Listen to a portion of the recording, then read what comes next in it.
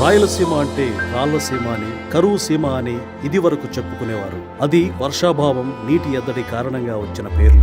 ఇక రాజారెడ్డి, జగన్ రెడ్డి లాంటి వాళ్ళ మూలంగా రాయలసీమ అంటే రక్తం పారించే ఫ్యాక్షన్ కక్షల సీమ అని కూడా పేరు పడింది. తెలుగుదేశం పార్టీ వచ్చాక ఎన్టీఆర్, చంద్రబాబు నాయుడు గార్ల నాయకత్వంలో సీమ నుంచి ఫ్యాక్షన్ మాయమైంది. కరువు సీమపై నీటి పరవళ్లు మొదలయ్యాయి. టీడీపీ హయాంలో కట్టిన తెలుగు గంగ, హంద్రనీవా, గాలేరు నగిరి, సోమశిల, స్వర్ణముఖి, పోతిరెడ్డిపాడు, ముచ్చుమర్రి ప్రాజెక్టులు సీమకు వరాలయ్యాయి. కృష్ణానది జలాలను శ్రీశైలం నుంచి సీమకు తరలించేందుకు పట్టిసీమ ఎత్తిపోతల నిర్మించారు చంద్రబాబు గారు. అవును, టన్నెల్ ద్వారా గండికోట, మైలవరం, చిత్రావతి, పైడిపాలెం జలాశయాలకు జలకళ తెచ్చారు. ముచ్చుమర్రి ఎత్తిపోతల, పలకుర్తి ఎత్తిపోతల ప్రాజెక్టులు నిర్మించింది చంద్రబాబు గారే. పులివెందులకు సాగునీరిచ్చింది చంద్రబాబు గారే. కూటమి ప్రభుత్వం వచ్చాక రాయలసీమను రతనాల సీమను చేస్తానని మాటిచ్చారు చంద్రబాబు గారు. అదేవిధంగా మంత్రి నారా లోకేష్ యువగళం పాదయాత్ర సమయంలో రాయలసీమ డిక్లరేషన్ పేరిట కొన్ని హామీలు ఇచ్చారు. గత 2 ఏళ్లుగా తామిచ్చిన హామీలను ఆ ఇద్దరూ అమలు చేసి చూపిస్తున్నారు. మొదటిగా తెలుగువారి ఇలవెల్పు శ్రీ వెంకటేశ్వరుడు కొలువై ఉండే తిరుమల క్షేత్రాన్ని పునర్వ్యవస్థీకరించి క్షేత్ర పవిత్రతను కాపాడేందుకు చంద్రబాబు గారు మొదటి ప్రాధాన్యత ఇచ్చారు. సాగునీటి ప్రాజెక్టులు. గతంలో జగన్ 102 ప్రాజెక్టులను పడకేయించి సీమలో కరువును తిష్టవేసేలా చేశాడు. అలాంటిది కూటమి ప్రభుత్వం వచ్చాక 2 ఏళ్లలో సీమలోని సాగునీటి ప్రాజెక్టులకు 12,484 కోట్లు ఖర్చు చేసింది. 2026-27 బడ్జెట్లో కూడా 10,000 కోట్లు కేటాయించింది.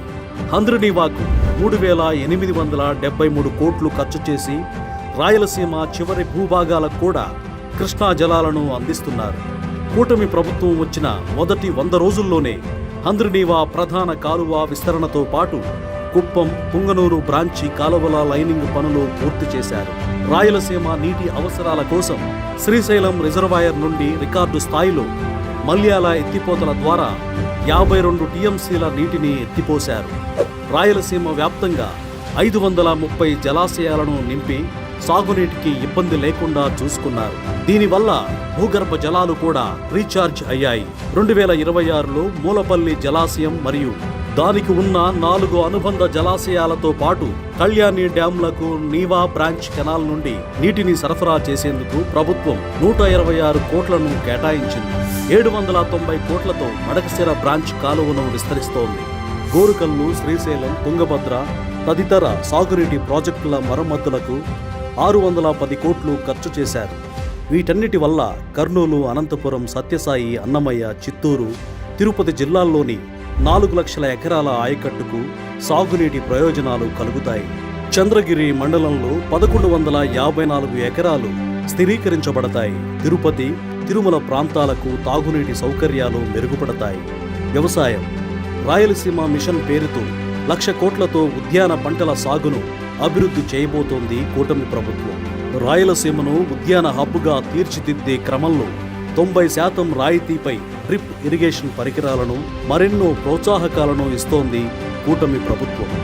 రాయలసీమలో 63% పంటలను మైక్రో ఇరిగేషన్ కిందికి తీసుకొచ్చారు. మైక్రో ఇరిగేషన్లో దేశంలోనే నంబర్ 1గా ఉంది ఆంధ్రప్రదేశ్. జలధార, జలహారతి. కూటమి ప్రభుత్వంలో జలధార, జలహారతి పేరిట రాయలసీమలో నీటి భద్రత కల్పించేందుకు నడుం కట్టారు. ఇప్పుడు ఈ జలధార ప్రాజెక్టు సత్ఫలితాలను ఇస్తూ దేశం దృష్టిని ఆకర్షిస్తోంది. అన్నమయ్య జిల్లానే తీసుకుంటే జిల్లాలో 2025 ఆగస్టు నుంచి డిసెంబర్ నాటికి 8.59 మీటర్ల వరకు భూగర్భ జలాలు పెరిగాయి. ఎండిపోయిన 20,000 బోర్లలో మళ్లీ నీళ్లు వస్తున్నాయి. ప్రతి చెరువు 25 నుంచి 50% నీటితో కళకళలాడుతోంది. తద్వారా ఉద్యాన పంటల సాగు 20,000 హెక్టార్లు అదనంగా పెరిగింది. 5 లక్షల ఎకరాలలో పశుగ్రాసం అందుబాటులోకి వచ్చింది. రోజుకు అదనంగా 1,00,000 లీటర్ల పాల ఉత్పత్తి పెరిగింది. ఒక్క అన్నమయ్య జిల్లా మాత్రమే కాదు, రాయలసీమలోని 20,000 చెరువులను జలధార, జలహారతి పథకం కింద నింపడం జరిగింది. రాయలసీమలో పేదల కోసం ప్రభుత్వ సంక్షేమ పథకాలు. తల్లికి వందనం 2025-26 విద్యా సంవత్సరానికి 16,46,438 మంది విద్యార్థుల చదువు కోసం వారి తల్లుల ఖాతాల్లో 2,867.54 కోట్లు జమ చేయడం జరిగింది. అన్నదాత సుఖీభవ 2025-26లో 3 విడతలు 2026-27లో మొదటి విడత కలిపి ఇప్పటి వరకు 17,35,032 మంది రైతుల ఖాతాల్లో 3,241 కోట్లను జమ చేయడం జరిగింది. ఆటో డ్రైవర్ల సేవలో 2025-26 సంవత్సరానికి గాను 74,184 మంది డ్రైవర్లకు 111.3 కోట్ల ఆర్థిక సాయం అందించడం జరిగింది. మత్స్యకారుల సేవలు ప్రతి ఏటా 2 నెలల వేట నిషేధ కాలంలో జీవన భృతిగా మత్స్యకార కుటుంబాలకు ఇచ్చే ఆర్థిక సాయం కింద గత 2 ఏళ్లలో కలిపి 3,157 మత్స్యకార కుటుంబాలకు 12.01 కోట్లు అందించడం జరిగింది.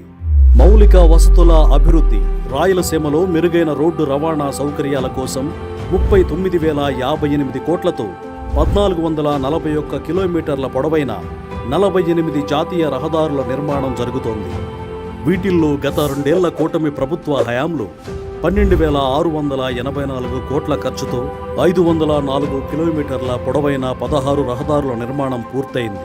జగన్ హయాంలో నిలిచిపోయిన Amaravati Anantapur green field express వేను తిరిగి పట్టాలెక్కించింది కూటమి ప్రభుత్వం.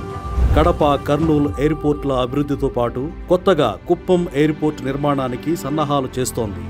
కర్నూలులో శాశ్వత హైకోర్టు బెంచ్ ఏర్పాటు ప్రక్రియ వేగవంతమైంది. పారిశ్రామిక అభివృద్ధి రాయలసీమ వ్యాప్తంగా 4.63 లక్షల కోట్లు పెట్టుబడులతో 4.11 లక్షల ఉద్యోగాలను ఇచ్చే 239 పరిశ్రమలను ఏర్పాటు చేస్తోంది కూటమి ప్రభుత్వం.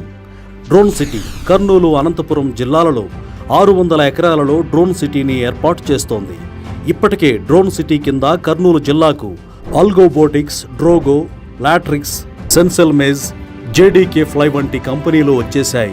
అనంతపురం జిల్లాలో Sarla aviation, space fields private limited వంటి కంపెనీలు వచ్చాయి. Defence city, aerospace and electronics Sathya Sai జిల్లాలో ఏడీఏ ఆధ్వర్యంలో aircraft integration and flight testing సెంటర్కు ఈ మధ్యనే శంకుస్థాపన చేశారు. 15,800 కోట్ల పెట్టుబడితో 7,500 ఉద్యోగాలను ఇచ్చే ఈ సెంటర్లో ఏఎంసీఏ యుద్ధ విమానాల తయారీ కేంద్రం మరియు రక్షణ, ఏరోస్పేస్ అండ్ డ్రోన్ ఎకోసిస్టమ్ ప్రాజెక్టులు ఉంటాయి. వీటికి అనుబంధంగా 1,00,000 కోట్ల పెట్టుబడులు రావచ్చని అంచనా. ఇదే జిల్లాలో ఇంకా 1,430 కోట్ల పెట్టుబడితో 565 ఉద్యోగాలను ఇచ్చే కేఎస్ఎస్ఎల్ ఎనర్జెటిక్స్, 1,040 కోట్ల పెట్టుబడితో 870 ఉద్యోగాలను ఇచ్చే హెచ్ఎఫ్సిఎల్ ఎలక్ట్రానిక్స్, 510 కోట్ల పెట్టుబడి 1,400 ఉద్యోగాలు ఇచ్చే జేకే మైనీ ఏరోస్పేస్, 1,400 కోట్ల పెట్టుబడితో 800 మందికి ఉద్యోగాలు ఇచ్చే భారత్ ఎలక్ట్రానిక్స్ వారి మిస్సైల్ తయారీ కేంద్రం, 30 కోట్లతో 100 మంది ఉద్యోగులతో ఏర్పాటు చేస్తున్న మినీ రాకెట్ లాంచింగ్ కేంద్రం, ఆస్ట్రోబేస్ స్పేస్ సంస్థ ఇలాంటివి ఎన్నో వస్తున్నాయి. రాయలసీమలో రీసెర్చ్ అండ్ డెవలప్మెంట్ హబ్ను కూడా అభివృద్ధి చేస్తోంది కూటమి ప్రభుత్వం. ఇందులో భాగంగా చిత్తూరు జిల్లాలో 159 కోట్లతో 600 మందికి ఉద్యోగాలను ఇచ్చే పైనీర్ క్లీన్ హంస ఎయిర్ క్రాఫ్ట్ కేంద్రాన్ని నెలకొల్పుతోంది. నంద్యాలలో గ్రీన్ కో ఎనర్జీ 12,000 కోట్ల పెట్టుబడిని పెడుతూ 4,000 మందికి ఉద్యోగాలను ఇస్తోంది. కర్నూలులో ఇండి చిప్ సెమీ కండక్టర్స్ ఎలక్ట్రానిక్స్ సంస్థ 22,976 కోట్ల పెట్టుబడిని పెడుతోంది. 1,241 మందికి ఉద్యోగాలు వస్తాయి. అలాగే జూలై 3న ముఖ్యమంత్రి నారా చంద్రబాబు నాయుడు గారి చేతుల మీదుగా పనులు ప్రారంభిస్తున్న రాయలసీమ ఉక్కు కర్మాగారాన్ని జేఎస్డబ్ల్యూ స్టీల్ సంస్థ 16,350 కోట్ల పెట్టుబడితో ఏర్పాటు చేస్తోంది. ఈ స్టీల్ ఫ్యాక్టరీ వల్ల 2,500 మందికి ఉద్యోగాలు వస్తాయి. శ్రీ సత్యసాయి జిల్లాలో చంద్రబాబు గారు గతంలో తెచ్చిన కియా కార్ల ప్లాంటు 10,560 కోట్ల పెట్టుబడిని 11,000 ఉద్యోగాలను ఇచ్చింది. ఇక కూటమి ప్రభుత్వ హయాంలో జిల్లాలో 18,500 కోట్ల పెట్టుబడితో 3,500 మందికి ఉద్యోగాలను ఇచ్చే అదానీ గ్రీన్ ఎనర్జీ ప్లాంట్ ఏర్పాటవుతోంది. సోలార్ సెక్టార్ సౌర విద్యుత్ రంగానికి ఎంతో అనుకూలంగా ఉంటుంది రాయలసీమ. అందుకే భారీ స్థాయిలో సోలార్ పరిశ్రమలను ఈ ప్రాంతానికి రప్పించేందుకు చంద్రబాబు గారు కృషి చేస్తున్నారు.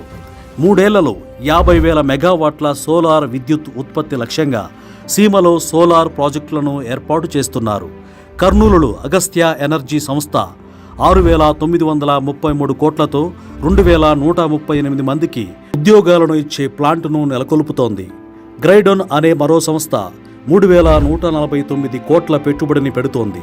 ఈ ప్లాంట్లో 300 మందికి ఉద్యోగాలు వస్తాయి. వోల్ట్ సన్ ల్యాబ్స్ అనే మరో సంస్థ 1,743 కోట్ల పెట్టుబడిని పెడుతోంది. ఇందులో 415 మందికి ఉద్యోగాలు వస్తాయి. కడప జిల్లా జమ్మలమడుగులో SAEL సోలార్ ప్లాంట్లు ఇప్పటికే ప్రారంభమయ్యాయి. ఇతర సంస్థలు పైన చెప్పినవే కాకుండా తిరుపతిలో 2,508 కోట్ల పెట్టుబడితో 3,000 ఉద్యోగాలను ఇచ్చే రాయల్ ఎన్ఫీల్డ్ బుల్లెట్ మోటార్ సైకిళ్ల తయారీ కేంద్రం ఏర్పాటవుతోంది. అదే తిరుపతిలో అపోలో టైర్స్ 4 దశలుగా విస్తరిస్తోంది. ఇందుకు గాను మొత్తం 10,750 కోట్లను పెట్టుబడిగా పెడుతోంది. 3,300 ఉద్యోగాలను ఇస్తోంది. శ్రీ సిటీలో 1000 కోట్లతో క్యారియర్ గ్లోబల్ ప్లాంట్ ఏర్పాటవుతోంది. LG ఎలక్ట్రానిక్స్ ఇప్పటికే వేళ్లూనుకుంది. ఈ మధ్యనే కర్నూలు జిల్లా జొన్నగిరిలో అతిపెద్ద గోల్డ్ మైనింగ్ ప్రాజెక్టును సీఎం చంద్రబాబు గారు ప్రారంభించారు. సత్యవేడులో 750 కోట్ల పెట్టుబడి 4,000 మందికి ఉద్యోగ ఉపాధి అవకాశాలు ఇచ్చే హీరో మోటార్స్ GPCకి జూలై 1వ తేదీన ముఖ్యమంత్రి చంద్రబాబు గారు శంకుస్థాపన చేశారు. ఇలా చంద్రబాబు గారి దార్శనికత వల్ల సీమలో పారిశ్రామిక అభివృద్ధితో పాటు యువతకు మెరుగైన అవకాశాల సృష్టి కూడా జరుగుతోంది. రాయలసీమ రతనాల సీమగా రూపాంతరం చెందుతోంది.